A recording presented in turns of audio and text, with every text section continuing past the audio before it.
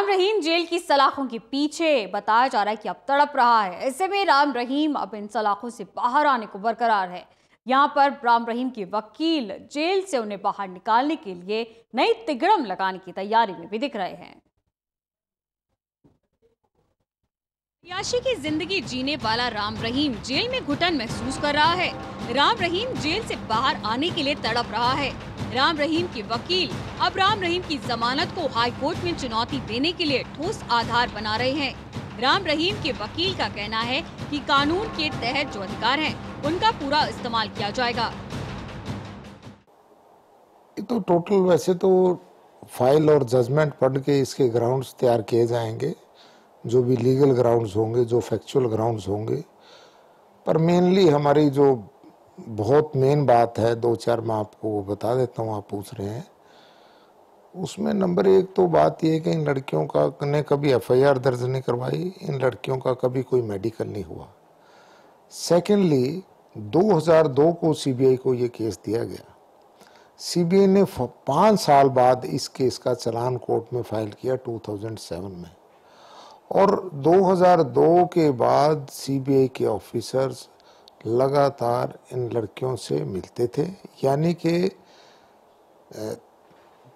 2-3 बार वो इन लड़कियों से मिले। और 2003 में भी इन लड़कियों के सीबीआई ने 161 सीआरपीसी में बयान लिखे थे। उन बयानों की कॉपी हमें नहीं दी गई, जबकि कानूनी हमारा राइट था। उन बयानों में ये बात सीबीआई के इन्वेस्टिगेटिंग ऑफिसर मिस्टर के राणा ने एडमिट किया कि भी लड़कियों ने 2003 में कोई रेप का एलिगेशन नहीं लगाया। और इसी प्रकार 2005 में एक लड़की का सीबीआई ने बयान लिखा। उस लड़की ने कहा कि मेरे साथ कोई गलत काम नहीं हुआ।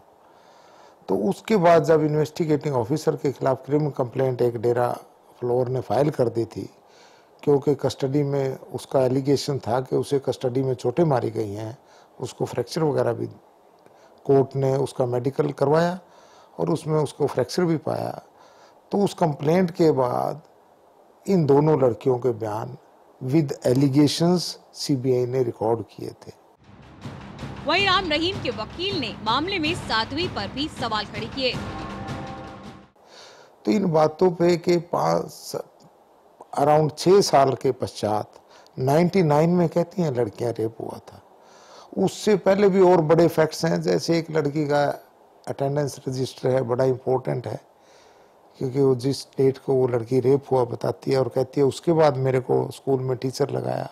अटेंडेंस रजिस्टर बता रहे कि उससे तो महीना पहले से ज़्यादा समय से वो वहाँ पे गई हुई थी उस स्कूल में। तो इस तरह से बड़े मटेरियल, एक लड़की की शादी रेप के बाद बताते एविडेंस में एडमिटेड है कि डेरे में हुई, और इनसे संत जी से उन्होंने आशीर्वाद लिया और शगुन लिया बाद में जाकर।